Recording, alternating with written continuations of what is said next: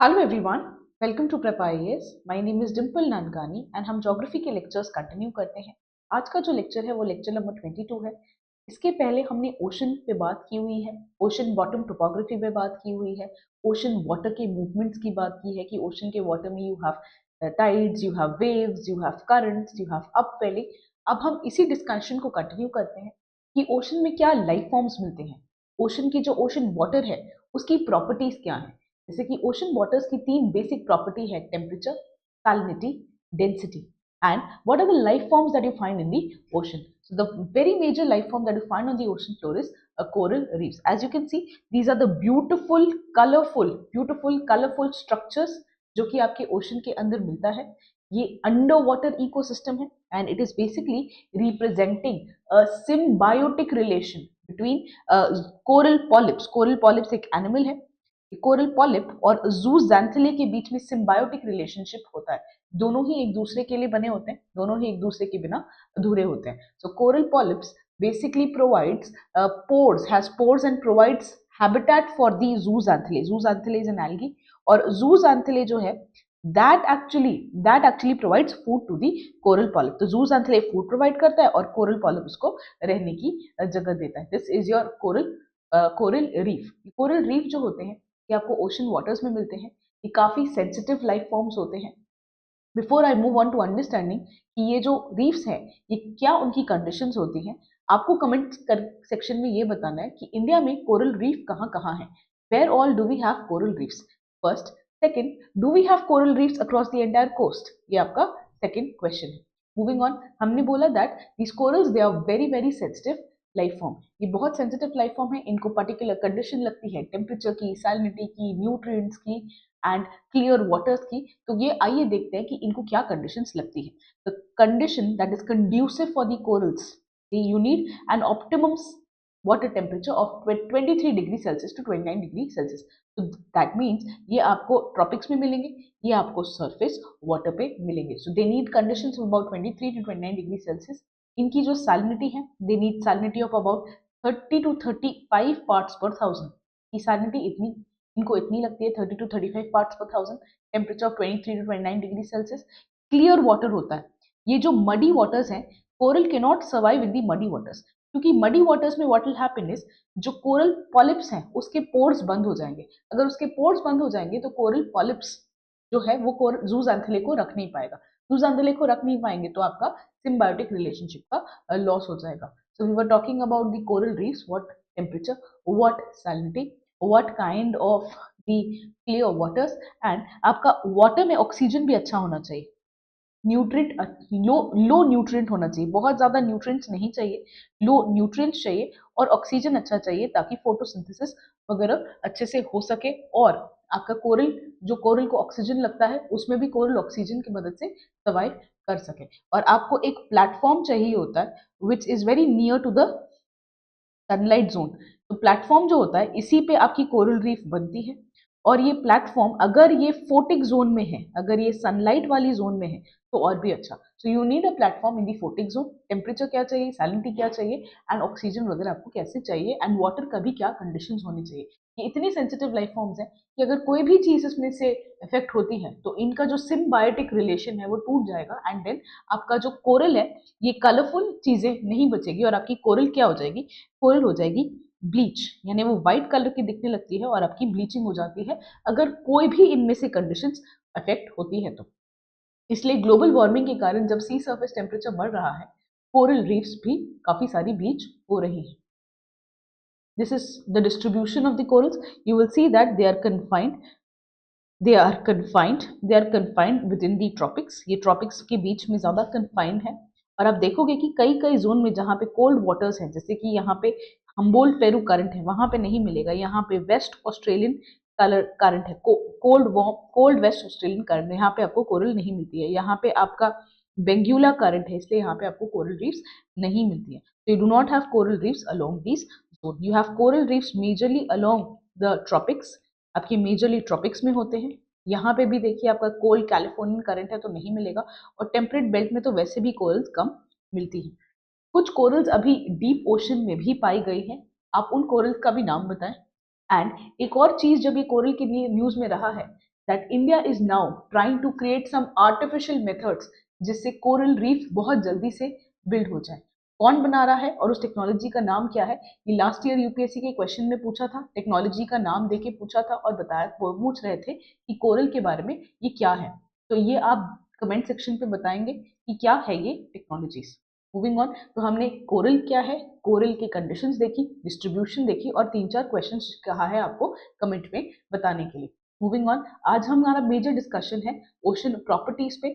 Ocean property जैसे कि temperature, salinity and density. Before I move on to the ocean properties, एक बार coral के टाइप देख लीजिए। You have 3 major types of corals.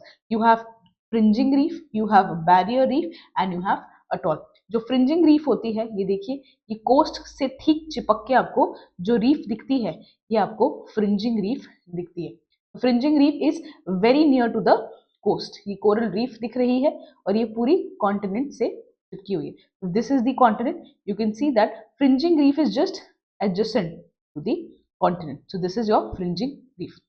If I talk about barrier reef, between the continent and the reef, you have a water body that is enclosed. What is a barrier reef? You can see this is a land and you can see this is the reef. This is called as the barrier reef. An example of barrier reef is your Great Australian Barrier Reef. The Great Barrier Reef in Australia. Australia के east coast में you can see that along the east coast of Australia you have a Great Barrier Reef. तो ये adjacent होती है continent के, but बीच में एक water body enclosed है। और थर्ड मेजर टाइप का अटॉल है जो आइलैंड्स के बाजू में जनरली दिखता है आपको, कि आइलैंड तो दिख नहीं रहा है, बस आपको सिर्फ कोरल रीफ दिख रही है। You can not see the island, island नीचे है, तो आइलैंड्स के आजू बाजू आपको ये टाइप की कोरल रीफ दिखती है जिसको हम अटॉल कहते हैं। आपको इंडिया में लक्षद्वीप पे भी दिखता है ये, और अंडमान निकोबार में भी अटॉल्स दिखते हैं। So we have 3 major type of reef. We have fringing reef, we have barrier reef and we have atolls. Depends on कि कहाँ दिख रही है। Fringing reef is very near to the coast. This is just adjacent to the continent.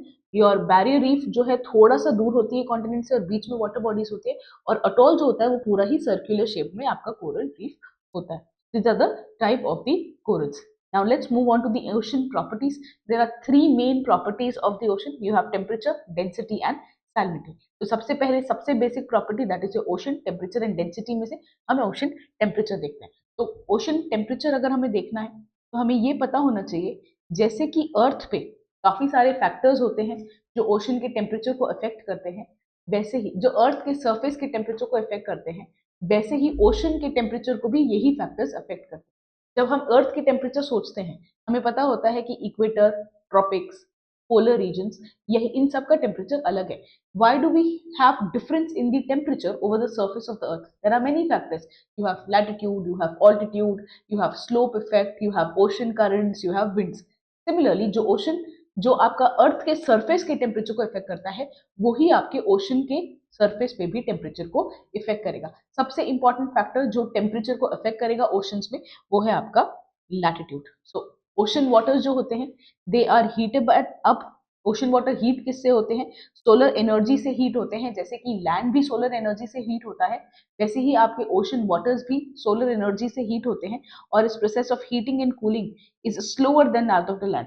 जो nature है water का, वो ये होता है कि वाटर धीरे धीरे धीरे धीरे गर्म होता है और वाटर बहुत धीरे धीरे धीरे ठंडा होता है। इसका एग्जाम्पल ऐसे समझ सकते हैं कि जब ओशन सबसे ज्यादा गर्म होता है तब लैंड सबसे ज्यादा गर्म नहीं है। फॉर एग्जाम्पल, जो आपका लैंड है वो सबसे ज्यादा गर्म होता है in the month of May या जून, बट ओशन वाटर सबसे ज्यादा गर्म होता है in the month of October. क्यों? क्योंकि आपको ओशन को धीरे धीरे धीरे ही गर्माहट पहुंचती है, whereas ओशन ठंडा भी बहुत धीरे धीरे ही होता है। तो ये डिफरेंस है in the nature of the land and the water. तो हम देख रहे हैं कि पहले कौन से फैक्टर्स ओशन के टेम्परेचर को इफेक्ट करते हैं। सबसे इंपॉर्टेंट फैक्टर है आपका लैटिट्यूड। जैसे जैसे आप ट्रॉपिक्स से पोल की तरफ जाएंगे, आपका टेम्परेचर ओशन वाटर में कम होता है। सबसे ज्यादा टेम्परेचर आपका इक्वेटर पे नहीं होता है, सबसे ज्यादा टेम्परेचर आपका ट्रॉपिक्स पे होता है। क्यों? क्योंकि ट्रॉपिक्स में आपका बारिश नहीं होती है, ट्रॉपिक्स में इतने क्लाउड नहीं होते हैं। क्लाउड नहीं होता है तो एल्बिडो कम होता है, एल्बिडो कम होता है तो आपका ट्रॉपिक सबसे ज्यादा गर्म होता है। तो अगर आप देखें, the temperature of the ocean surface water decreases from equator to poles. Generally it is from the tropics to poles because of the insolation decreases. आपके इक्वेटर पे डायरेक्ट सनरेज आती है, जैसे जैसे आप दूर जाते हो आपकी सनरेज जो होती है वो इनडायरेक्ट होती जाती है। यहाँ तो आपके ट्रॉपिक्स तक आपकी डायरेक्ट आती है, जैसे जैसे आप दूर जाते हो आपकी सनरेज जो होती है वो स्लांट होती जाती है। वन, आपका जो सनरेज है वो काफी लॉन्ग डिस्टेंस ट्रैवल करता है हाई लैटिट्यूड के लिए, बट यहाँ आपका काफी शॉर्ट डिस्टेंस कवर होता है और इसका एरिया भी जो है वो लार्ज होता है और इसका एरिया जो है वो भी स्मॉल होता है। तो आप इमेजिन करें, डायरेक्ट सनरेज आएगी, कम डिस्टेंस कवर करेगी और छोटी एरिया में हीट करेगी, तो ऑब्वियसली छोटी एरिया में ज्यादा हीट करेगी। क्योंकि अर्थ स्फेरिकल है, जो सन रेज है दूर तक आती है हाई लैटिट्यूड में और ये कर्वेचर होता है, तो ये एरिया भी ज्यादा कवर हो जाती है, ये डिफ्यूज हो जाती है और ये एंगल भी अलग होता है। इसके कारण जैसे जैसे आप हायर लैटिट्यूड में जाते हो वैसे वैसे आपका टेम्परेचर कम होता है। It is related to what is the distance travelled by the sun rays, what is the area on which the sun rays travel, and it is related to the sphericity of the earth. तो जैसे आप higher latitude में जाएंगे आप देखेंगे कि ocean temperature भी कम होता है। आगे देखते हैं, सेकेंड इंपॉर्टेंट फैक्टर जो ओशन के टेम्परेचर को अफेक्ट करता है वो है आपका unequal distribution of land and water. As you can see here, this is your equator and you can see that majority of the land, the majority of the land is in the northern hemisphere. यहाँ पे ज्यादा land है as compared to that of the southern hemisphere. southern hemisphere में oceans ज्यादा है, northern hemisphere में land बहुत ज्यादा है। तो अनइक्वल डिस्ट्रीब्यूशन रहा है लैंड और वाटर का। हमें ये पता है कि लैंड जल्दी गर्म होता है, तो ऑब्वियसली जो ओशन उसके सराउंडेड है वो जल्दी गर्म होगा। लैंड जल्दी ठंडा होता है, तो ओशन जो उसके सराउंडिंग है वो भी जल्दी ठंडा होगा कंपैरेटिवली ओशन। अगर पूरा ओशन बेल्ट है, अगर पूरा ओशन बेल्ट है तो पूरा ओशन धीरे से ठंडा होगा और धीरे से गर्म होगा। तो ये uneven distribution of land and water ये भी आपके ओशन को टेम्परेचर को इफेक्ट करता है। आप देखें कि ओशन टेम्परेचर नॉर्दर्न हेमिस्फीयर में ज्यादा है, ये ज्यादा गर्म है, ये ज्यादा गर्म है, ये ज्यादा गर्म है, बट नीचे इतना गर्म नहीं है। तो unequal distribution of land and water जो इसके कारण आपका नॉर्दर्न हेमिस्फीयर में ज्यादा हीट होती है, क्योंकि वो ज्यादातर समय तक लैंड के साथ कॉन्टैक्ट में है और ocean in the southern hemisphere is not in much contact of the land, इसलिए the southern hemisphere is cooler whereas the northern hemisphere is warmer. The northern hemisphere is warmer. So this is the second important factor that is affecting the ocean temperature. The first was latitude. The second was the unequal distribution of land and water. The third important factor that affects the temperature of the ocean is the upwelling region. Upwelling region में भी आपका ocean के temperature affect होता है। Upwelling यानी क्या? This is your land. This is the land. As you can see, this is the continent. ये आपका continent है. This is the continent. You have this as the ocean. You have this as the ocean. ये आपका continent है, ये आपका ocean है। हम जानते हैं कि आपकी लैंड से ओशन तक जो विंड जाती है उसको आप ऑफशोर ट्रेड विंड्स कहते हैं। ऑफशोर ट्रेड विंड्स कहते हैं। ये ऑफशोर ट्रेड विंड्स क्या करती हैं, ये ऊपर वाले सरफेस वाटर को डिस्प्लेस कर देगी। ये जब डिस्प्लेस कर देगी तो पानी कहाँ से आएगा, डीप ओशन से नीचे ऊपर आएगा। इसी को आप क्या कहते हैं, अपवेलिंग कहते हैं। तो विंड ने ओशन के वाटर को डिस्प्लेस किया तो आपका नीचे से ठंडा पानी ऊपर आ गया, इसी को आप अपवेलिंग कहते हो। तो factors that affects the ocean temperature is also upwelling, कि क्या रीजन में अपवेलिंग हो रही है या डाउनवेलिंग हो रही है। एक तो हमने देखा लैटिट्यूड, दूसरा हमने देखा कि unequal distribution of land and water, और तीसरा इंपॉर्टेंट फैक्टर जो है वो है आपका प्रिवेलिंग विंड। अगर wind is blowing from land to oceans, वो लैंड टू ओशन हो रही है तो ये वार्म वाटर को क्या करेगी, ड्राइव करेगी कोस्ट से दूर, और उसके कारण क्या होगा, नीचे से ठंडा वाटर ऊपर आ जाएगा, इसको आप अपवेलिंग कहते हैं। इसके कारण क्या होगा, जहां जहां अपवेलिंग होती है वहां वहां कंपैरेटिवली कूलर वाटर होता है as compare to the latitude, और जहां ये विंड पाइल अप करेगी वाटर वहां पे क्या होगा, डाउन वेलिंग। जहां डाउन वेलिंग होगी वहां पे क्या होगा, वहां पे आपका टेम्परेचर बढ़ जाएगा। जहां डाउन वेलिंग है वहां टेम्परेचर बढ़ रहा है, जहां अप वेलिंग है वहां टेम्परेचर घट रहा है। आप देख सकते हैं यहाँ पे in this place where is the upwelling taking place and where is the downwelling taking place. So if I talk about this region, if I talk about the region like this one, you can see that this is an upwelling zone, क्योंकि यहाँ पे आपकी offshore winds है, ये भी आपका upwelling zone है, यहाँ पे भी आपकी ऑफशोर विंड्स है, तो ये भी आपका अपवेलिंग जोन है क्योंकि यहाँ पे भी आपकी ऑफशोर विंड्स है। तो आपका जो कोल्ड करंट्स है उनका रिलेशन होता है अपवेलिंग के साथ।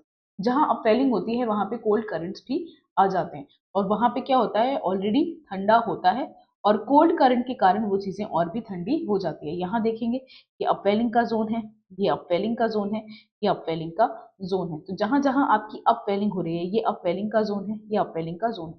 अब देखेंगे इनके टेम्परेचर्स कम है और यही कोल्ड ओशन करंट से भी एसोसिएटेड है। So what were we looking, we were looking at the important factors that affects the temperature. हमने लैटिट्यूड देखा, हमने लैंड एंड वाटर का डिस्ट्रीब्यूशन देखा, हमने अपवेलिंग देखा, एंड अब हम करंट्स देख रहे हैं।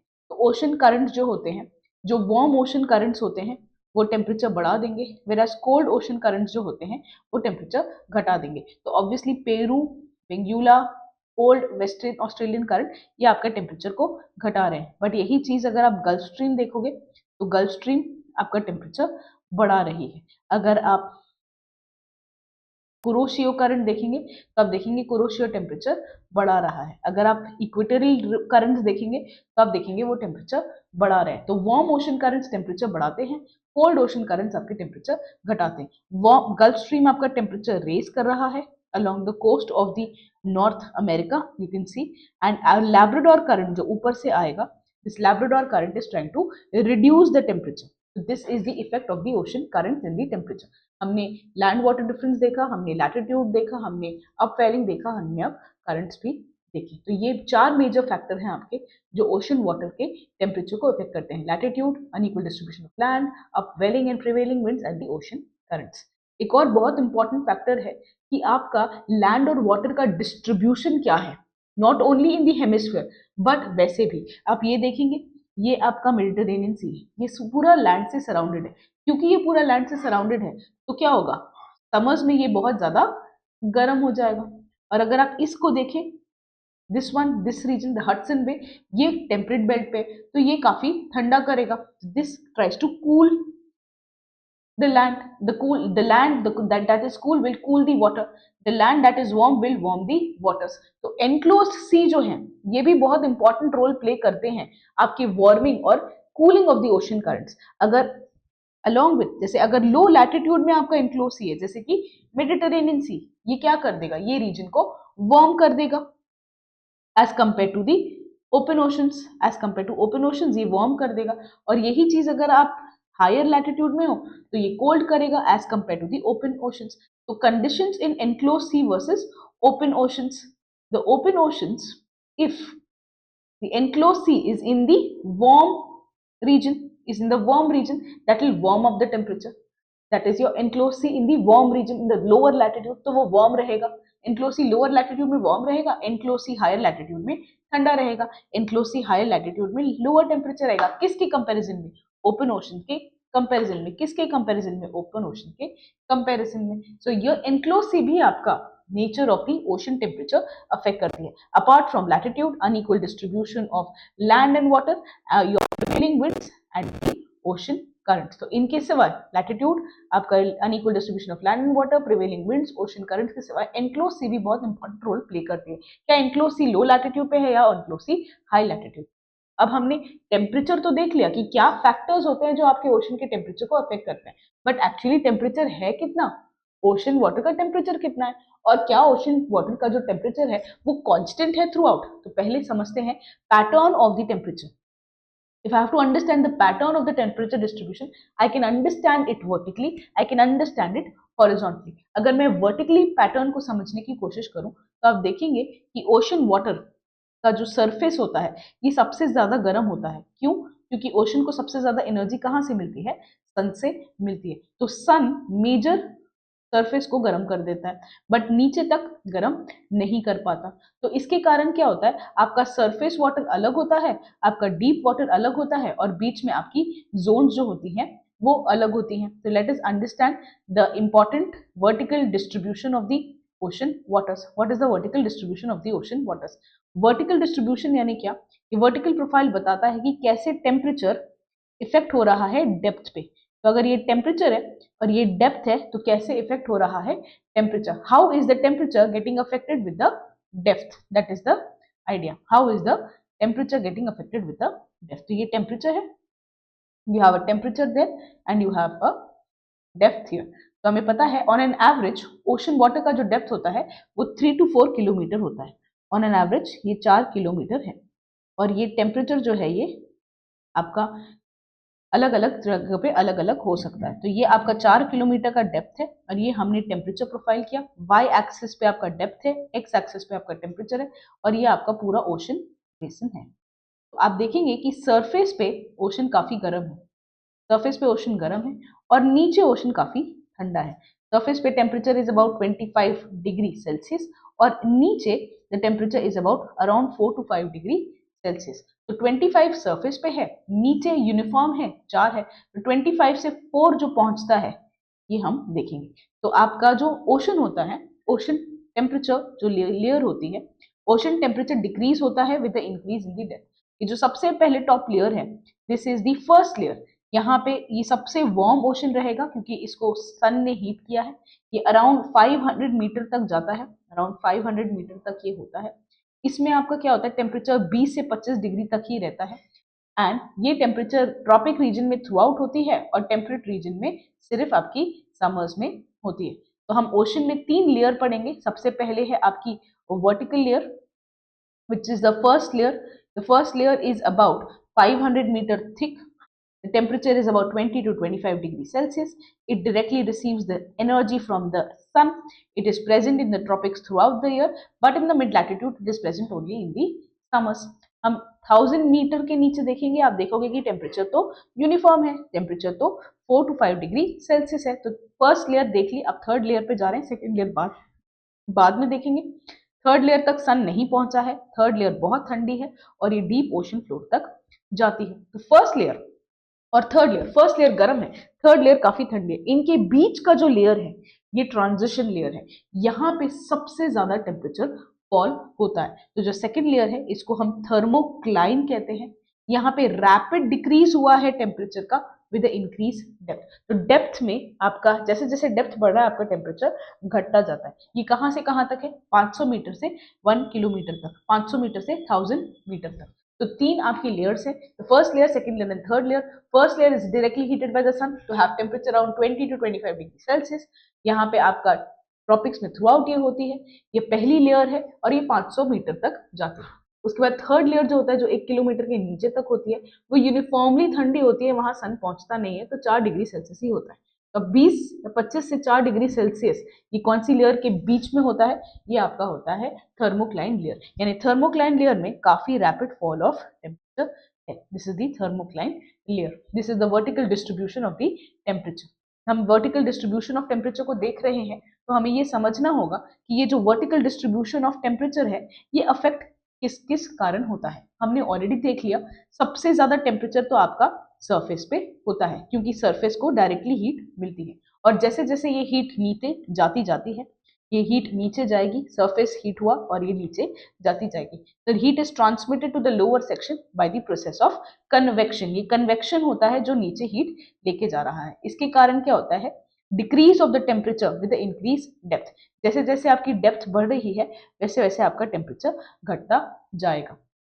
और ये टेम्परेचर पहले तो बहुत जल्दी घटेगा थर्मोक्लाइन में, फिर आपका टेम्परेचर का rate of decrease is slowed down. जैसे जैसे आप नीचे जाते हो the rate of decrease is slowed down. तो this is the vertical distribution of the temperature. The vertical distribution of the temperature can be seen from here. So what is the vertical distribution? The first layer directly heated, the last layer is heated by the above layers. Here you have rapid decline of the temperature and the decline reduces as we move in the depth. This was the vertical distribution of the temperature.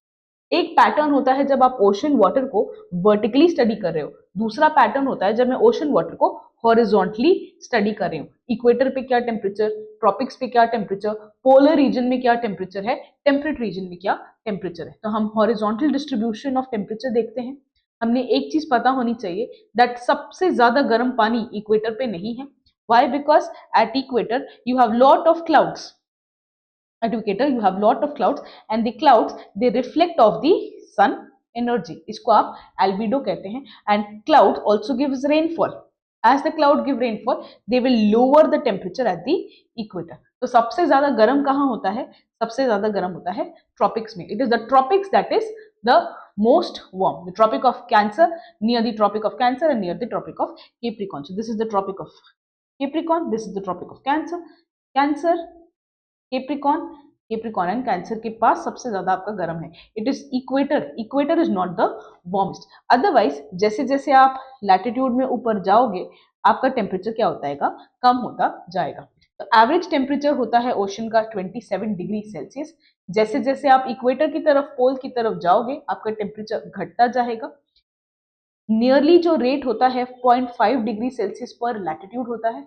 Equator पे आसपास आपका temperature होता है around 20 degree Celsius. 20 degree Celsius पे आपका temperature होता है 22 degree Celsius. Obviously tropics गर्म है. जैसे 40 डिग्री पे पहुंचते हो आपका टेम्परेचर होता है 14. 22 से हो गया 14 ट्रॉपिक्स से टेम्परेट. ट्रॉपिक्स में था 22, यहाँ था 14. और जैसे जैसे आप पोलर रीजन की तरफ जाते हो वहां पे टेम्परेचर हो जाता है 0 डिग्री सेल्सियस. तो इक्वेटर पे 20 है, ट्रॉपिक्स पे 22 है. 14 और 40 आपको याद करना इजी हो जाएगा. और ऊपर आपका पोल्स पे तो 0 डिग्री ही हो जाता है टेम्परेचर. जैसे जैसे आप ऊपर जा रहे हो आपका ओशन का टेम्परेचर क्या हो रहा है? कम हो रहा है. हमें ये भी पता है कि नॉर्दर्न हेमिस्फीयर में ज्यादा टेम्परेचर होगा as compare to the southern hemisphere. क्यों? क्योंकि नॉर्दर्न हेमिस्फीयर में ज्यादा लैंड वाटर डिफरेंस है. एंड आपको ये भी पता है कि हाईएस्ट टेम्परेचर इक्वेटर पे नहीं होता है बट ट्रॉपिक्स के पास होता है. तो धीरे धीरे आपका टेम्परेचर घट तो जा रहा है हायर लैटिट्यूड में, बट इक्वेटर पे ज्यादा नहीं है, ट्रॉपिक्स पे ज्यादा है. और फिगर्स याद करना काफी इजी है. 23 आपका ट्रॉपिक होता है तो टेम्परेचर 22 डिग्री सेल्सियस है. 14 और 40 रिजेंबल करते हैं तो 40 डिग्री सेल्सियस पे 14 है.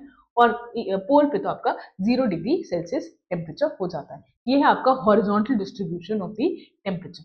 Not only the temperature is an important property, but salinity of the ocean is another important property. तो टेम्परेचर तो इंपॉर्टेंट है ही बट सैलिनिटी भी बहुत इंपॉर्टेंट है.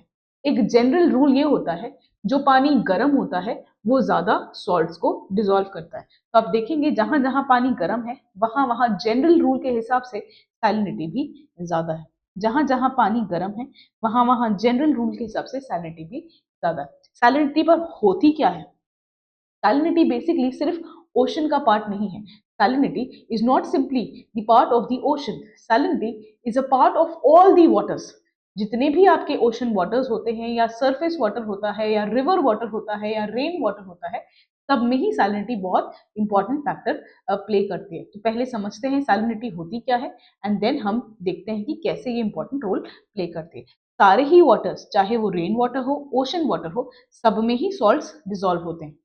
पर ओशन की जो सैलिनिटी होती है वो ज्यादा इंपॉर्टेंट प्रॉपर्टी बन जाती है क्योंकि इसके कारण आपके मरीन लाइफ फॉर्म्स काफी इफेक्ट होते हैं. तो होती क्या है सैलिनिटी? जितना भी सॉल्ट डिसॉल्व है सी वाटर में, ये सी वाटर है, इसमें कितना सॉल्ट डिसॉल्व है इसको आप सैलिनिटी कहते हो. हम मेजर कैसे करेंगे? लेट से 1 ग्राम सॉल्ट है, कितने? आपके 1000 ग्राम ऑफ वाटर पे. So you have 1 gram of salt in the 1000 gram of water. So amount of salt in grams dissolved in 1000 grams of sea water. इसलिए इसको measure भी आप कैसे करते हो? parts per 1000 में इसको ऐसे represent किया जाता है. parts per 1000 जिसको PPT भी कहते हैं. percentage होता है ऐसे और parts per 1000 होता है ऐसे. आपका 2 जीरो लगता है. परसेंटेज में 1 जीरो लगता है और parts per 1000 में 2 जीरो लगते हैं. The salinity of the ocean water is about 24 parts per 1000 to 30 parts per 1000. Brackish water का जो अपर लिमिट होता है वो 24 parts per 1000 होता है. तो हम सैलिनिटी देख रहे हैं कितना सॉल्ट है dissolve in 1000 grams of water. अब हम सैलिनिटी को देखेंगे क्या क्या फैक्टर्स अफेक्ट करते हैं. जैसे आपके ओशन टेम्परेचर को लोग काफी सारा ओशन वाटर के टेम्परेचर पे काफी सारे फैक्टर्स अफेक्ट होते हैं, वैसे ही ओशन की सैलिनिटी भी काफी सारे फैक्टर्स से अफेक्ट होती है. तो फैक्टर्स क्या अफेक्ट करते हैं salinity of the ocean waters? देखिए सैलिनिटी का मतलब होता है salts dissolved in the water. Salts dissolve in the water यानी सॉल्ट है प्लस वाटर है. ये जो सॉल्ट है ना, इसका कंटेंट चेंज करना आसान नहीं है। तो अगर आप पानी का कंटेंट बढ़ा दो या पानी का कंटेंट कम कर दो तो आपकी सैलिनिटी इफेक्ट होती है। इन जनरली ओशन वाटर की सैलिनिटी तब ज्यादा होती है जब पानी का कंटेंट कम होता है। ओशन वाटर की सैलिनिटी तब कम होती है जब पानी का कंटेंट बहुत ज्यादा होता है। तो पानी किससे इफेक्ट होता है? Water gets effected by evaporation and precipitation. ज्यादा इवेपोरेशन हुआ by the winds, the water will be evaporated. Salt तो उतना ही है बट पानी कम हो गया तो सैलिनिटी क्या हो जाएगी? सैलिनिटी बढ़ जाएगी। तो salinity of the ocean water depends on evaporation and precipitation. अगर इवेपोरेशन ज्यादा हुआ तो सैलिनिटी बढ़ जाएगी, अगर प्रेसिपिटेशन ज्यादा हुआ यानी बारिश ज्यादा आ गई तो सैलिनिटी क्या हो जाएगी? सैलिनिटी कम हो जाएगी। क्यों? क्योंकि पानी का कंटेंट बढ़ गया। तो water is a major important constituent that affects the salinity, the amount of water present. दूसरा फैक्टर जो है, पानी अगर किसी रिवर ने लेके आ गया तो सैलिनिटी कम हो जाएगी। पानी अगर ग्लेशियर मेल्टिंग से हो गया तो सैलिनिटी कम हो जाएगी। तो क्या फ्रेश वाटर आया from the rivers, salinity will reduce. Fresh water आया from the process of freezing and thawing of ice, ice पिघल गई, मेल्ट हो गई तो सैलिनिटी क्या हो जाएगी? कम हो जाएगी। सिमिलरली विंड भी आपकी सैलिनिटी को इफेक्ट करती है, क्योंकि विंड सलाइन वाटर को ट्रांसफर कर सकती है दूसरे रीजन में। अगर विंड वाटर को ही ट्रांसफर कर देगी, ठंडे वाटर को, तो सैलिनिटी को भी तो इफेक्ट कर सकती है। तो ये सलाइन वाटर को ट्रांसफर कर सकती है और सैलिनिटी को इफेक्ट कर सकती है। ओशन करंट्स भी आपके सैलिनिटी को इफेक्ट कर सकते हैं। अगर वार्म ओशन करंट है तो वार्म वाटर होगा, अगर वार्म वाटर है तो ज्यादा सॉल्ट डिसॉल्व करेगा। तो ओशन करंट्स भी सैलिनिटी को इफेक्ट करते हैं। हमने ये फैक्टर्स देखे, factors like dilution factors, the factors like evaporation and precipitation, the factors like ocean currents and the winds. You should know that ये कई सारी बॉडीज हैं जहां पे इतना इवेपोरेशन होता है कि आपकी सैलिनिटी, ओशन वाटर की generally 30 to 35 parts per thousand होती है, बट इनकी सैलिनिटी 200-300 तक पहुंच जाती है। जैसे क्यों यहाँ पे होता है? लेक वान में, लेक टर्की में, ग्रेट लेक पे, डेड सी में, क्योंकि यहाँ पे इवेपोरेशन बहुत ज्यादा होता है। तो you have lake one in Turkey 330 parts per thousand, dead C 238 parts per thousand, great salt lake 220 parts per thousand. तो 200 से 300 पार्ट्स पर थाउजेंड हो रहा है क्योंकि ये एनक्लोज सी है, वार्म रीजन में है तो पानी भी गर्म रहता है, टेम्परेचर ज्यादा रहता है तो वाटर वार्म है, वाटर वार्म है तो सलाइन रहेगा, ज्यादा सॉल्ट डिसॉल्व करेगा, और इवेपोरेशन ज्यादा होता है तो सैलिनिटी इतनी बढ़ जाती है। हमारे हिसाब से तीन इंपॉर्टेंट प्रॉपर्टी जो होती है ओशन की, वो होती है सैलिनिटी, टेम्परेचर और डेंसिटी। ये तीनों बहुत इंपॉर्टेंट प्रॉपर्टीज हैं और ये तीनों इंटर रिलेटेड है। अगर कोई भी टेम्परेचर या डेंसिटी में फर्क आया तो सैलिनिटी में भी आपके फर्क आ जाएगा। Any change in the temperature and the salinity, density affects the salinity also. We are moving on. We understood what is salinity and what are the factors that affects the salinity. इसके आगे देखते हैं horizontal distribution of salinity. Generally आपका ocean का salinity होता है around 33 to 37 parts per thousand. 33 to 37 parts per thousand आपका ocean का salinity होता है। पर आपकी अगर लैंडलॉक्ड सी है, जैसे कि रेड सी, जैसे कि मेडिटेरेनियन सी, जैसे कि डेड सी, तो इनका सैलिनिटी बढ़ जाता है। नियरली 40 पार्ट्स पर थाउजेंड हो चुका है रेड सी में। तो आपकी एनक्लोज सी में, लैंडलॉक सी में, जहां इवेपोरेशन ज्यादा होगा, जहां पे टेम्परेचर ज्यादा होगा, आपका सैलिनिटी भी बढ़ जाएगा। आप देखोगे आर्कटिक के पास आपका सैलिनिटी कम होता है क्योंकि ये ठंडा है, तो आर्कटिक के पास आपका सैलिनिटी कम हो जाता है और ये आपकी सैलिनिटी है। तो सैलिनिटी ओवरऑल एवरेज होती है 34 to 37 पार्ट्स पर थाउजेंड। बढ़ भी सकती है, घट भी सकती है, डिपेंडिंग ऑन टेम्परेचर कैसा है, विंड कैसी है, ओशन करंट्स कैसे हैं, डाइल्यूशन फैक्टर्स हो रहे हैं कि नहीं हो रहे हैं। अब एक एक करके हर एक ओशन की सैलिनिटी देखते हैं। सबसे पहले पैसिफिक ओशन की सैलिनिटी देखते हैं। पैसिफिक ओशन बहुत बड़ा ओशन है, सबसे बड़ा ओशन पैसिफिक ओशन है। ये ऑक्यूपाई करता है 27% ऑफ द एंटायर ओशन मास। पूरे ओशंस को ले लें तो 27% तो पैसिफिक का ही होता है, 1/4 से ज्यादा तो पैसिफिक का ही होता है। अब देखोगे इतना बड़ा है इसलिए सैलिनिटी की वेरिएशन भी काफी ज्यादा है। You can C green, you can C blue, you can C yellow, you can C orange, ये सब आपको दिख रहा है। तो आपका सैलिनिटी कैसे घटता है? Salinity is reducing from 35 parts per thousand, from 35 parts per thousand to 31 parts per thousand. आपका सैलिनिटी देखो कम होता जा रहा है जैसे जैसे आप ऊपर जा रहे हो। तो आपका और येलो से ब्लू होता जा रहा है, यानी आपका सैलिनिटी कम होता जा रहा है from 35 parts per thousand to 31 parts per thousand. As you can see, 35 parts per thousand is yellow and it is reducing to blue, which is around 31 parts per thousand. ये स्पेशली आपका northern hemisphere में हो रहा है, जहां पे आपका Arctic से क्या आ रहा है, मेल्टिंग ऑफ आइस से आपका वाटर आ रहा है. अराउंड 15 टू 20 डिग्री साउथ के आसपास अगर आप यहाँ देखेंगे तो आपका सैलिनिटी 33 पार्ट्स पर थाउजेंड हो जाता है. यहाँ पे आपका 33 पार्ट्स पर थाउजेंड हो जा रहा है ऐसे जैसे आप साउथ में जाते हैं. तो क्योंकि पैसिफिक ओशन बहुत बड़ा है, सैलिनिटी की वेरिएशन बहुत ज्यादा है.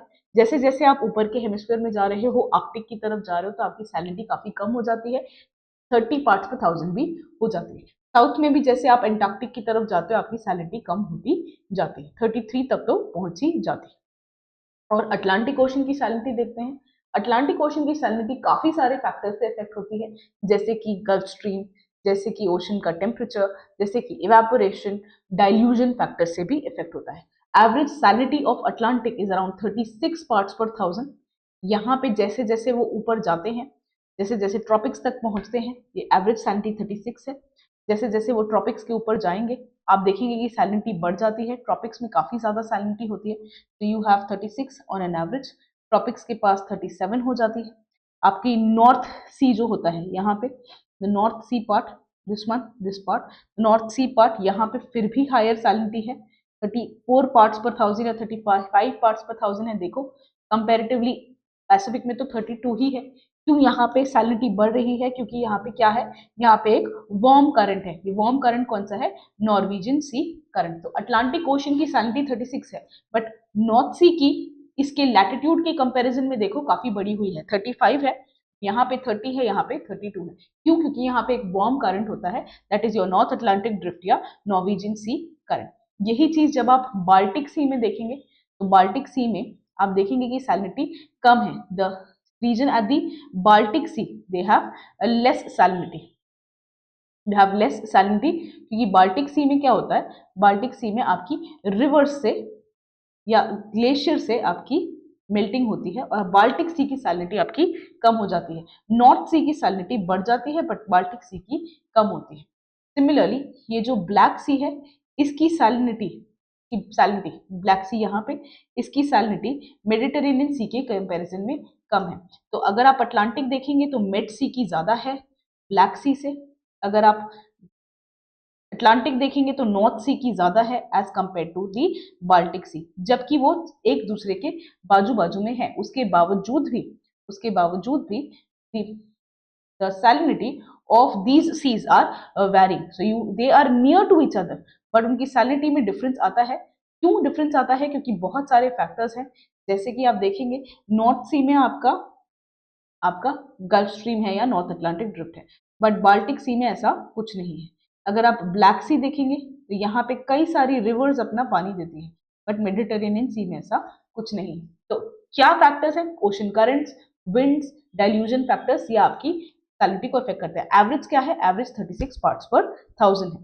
तो यहाँ पे मेडिटेरेनियन सी में हाई है, ब्लैक सी में कम है क्योंकि वहां पे रिवर्स होती हैं, बाल्टिक सी में रिवर्स होती हैं तो कम है, नॉर्थ सी में ज्यादा है क्योंकि वहां पे नॉर्थ अटलांटिक ड्रिफ्ट है. आप 36 इनका एवरेज है, बट 37 पहुंच जाता है ट्रॉपिक्स के पास. अगर आप जानते हैं कि ब्लैक सी को ब्लैक सी इसलिए कहते हैं क्योंकि यहाँ पे ब्लैक सॉइल डिपॉजिट होता है बाय रिवर्स, और यही रिवर्स हैं जो ब्लैक सी की सैलिनिटी भी कम करते हैं. ये जो रिवर्स हैं इनको 4D रिवर्स भी कहते हैं, 4D. इन रिवर्स का नाम है Don, Danube, Dnieper, Dniester. I can write this for you. Don, Danube, Dnieper and Dniester. इसको 4D भी कहते हैं, 4D रिवर्स. ये आपकी सैलिनिटी को भी कम करती है ब्लैक सी की. अगर हम और बात करें, अटलांटिक ओशन की सैलिनिटी हमने देख ली. हम इंडियन ओशन की अगर सैलिनिटी देखें तो ये है आपकी इंडियन ओशन की सैलिनिटी. आप देख सकते हैं इंडियन ओशन के बीच में दो इंपॉर्टेंट सी है, एक है आपकी अरेबियन सी, एक है आपका बे ऑफ बंगाल. आप देख रहे हैं कि अरेबियन सी का जो सैलिनिटी है वो ज्यादा है as compare to Bay of Bengal. और इसका रीजन ये है कि यहाँ पे कई सारी रिवर्स बे ऑफ बंगाल में ड्रेन करती हैं। इफ यू नो, छोटा नागपुर प्लेटू की जो रिवर्स हैं जैसे कि Damodar, Subarnarekha, Baitarani, Brahmani, Mahanadi, you have rivers like Ponnaiyar, you have rivers like Palar, you have rivers like Krishna, Godavari, ये सब बे ऑफ बंगाल में ड्रेन करती हैं। रिवर ड्रेन करती हैं तो इसकी सैलिनिटी कम है, बट अरेबियन सी की सैलिनिटी ज्यादा है। On an average Indian ocean की सैलिनिटी होती है 35 पार्ट्स पर 1000। बे ऑफ बंगाल में रिवर्स होती हैं, अरेबियन सी में हायर इवेपोरेशन होता है, लो रिवर होती है तो इसकी सैलिनिटी ज्यादा होती है। तो अब हमने देखा कि हॉरिजॉन्टल डिस्ट्रीब्यूशन ऑफ सैलिनिटी क्या है। हम देखते हैं वर्टिकल डिस्ट्रीब्यूशन ऑफ सैलिनिटी क्या है।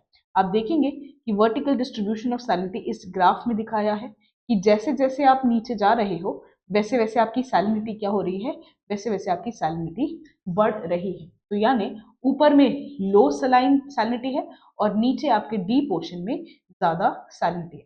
तो deeper water has more salinity, the surface water has less salinity. ऐसा क्यों? क्योंकि सरफेस वाटर में ही तो आपका मेल्टिंग ऑफ आइस से पानी आएगा, सरफेस वाटर में ही तो रिवर से पानी आएगा। तो पानी फ्रेश वाटर अगर आएगा तो सैलिनिटी कम हो जाएगी और इसका इफेक्ट कहाँ होता है? सरफेस वाटर पे। बट डीप वाटर में ऐसा कुछ नहीं होता है, इसलिए डीप वाटर की सैलिनिटी मेंटेन्ड है। तो सैलिनिटी चेंज होती है डेप्थ के साथ, सैलिनिटी इफेक्ट होती है अगर पानी आया है कि पानी गया है, पानी फ्रेश वाटर से आया है, पानी आइस से आया है, इवेपोरेशन से गया है। सैलिनिटी डेप्थ पे तो फिक्स होती है क्योंकि वहां पे कोई ना सॉल्ट ऐड हो रहा है, ना कोई सॉल्ट जा रहा है, ना कोई वाटर ऐड हो रहा है, ना कोई वाटर जा रहा है। इसलिए काफी डिफरेंस होता है सैलिनिटी में सरफेस वाटर की और ओशन, डीप ओशन वाटर्स की। ऊपर आपकी लो सैलिनिटी होती है क्योंकि काफी एडिशन हो सकता है बारिश से, रिवर से, आइस से, और नीचे आपकी हाई सैलिनिटी होती है। That is in general the salinity increases with the depth in general. और जो बीच वाली लेयर है जहां पे सैलिनिटी एक्सट्रीमली बढ़ गई, इसको हम कहते हैं हैलोक्लाइन लेयर। जैसे थर्मोक्लाइन था वैसे ही हैलोक्लाइन है। Thermocline is about temperature, halocline is about salinity. Halo is the word that is derived from the word haline. Halo haline से डिराइव्ड है और हलाइन जो है वो सलाइन से डिराइव्ड है। और भी काफी सारे फैक्टर्स होते हैं जो सैलिनिटी को इफेक्ट करते हैं, जैसे कि डेंसिटी, जैसे कि टेम्परेचर। बट मेजर फैक्टर जो होता है कि पानी आया कि पानी गया। हायर सैलिनिटी वाटर जनरली नीचे होता है, इसलिए आपको इसको स्ट्रैटिफिकेशन बाय डेंसिटी भी कहते हैं। तो अदर फैक्टर्स अगर आप कांस्टेंट रखें, सैलिनिटी के कारण ज्यादा डेंस वाटर बनता है। तो this is the vertical distribution of salinity. I hope you like this video. For more such video, stay tuned. इसके बाद हमारा इंडियन ज्योग्राफी स्टार्ट होगा, उसके लिए आप वीडियो से कनेक्टेड रहे और जो भी आपसे क्वेश्चंस पूछे हैं उसके आंसर्स कमेंट बॉक्स में दें। Thank you.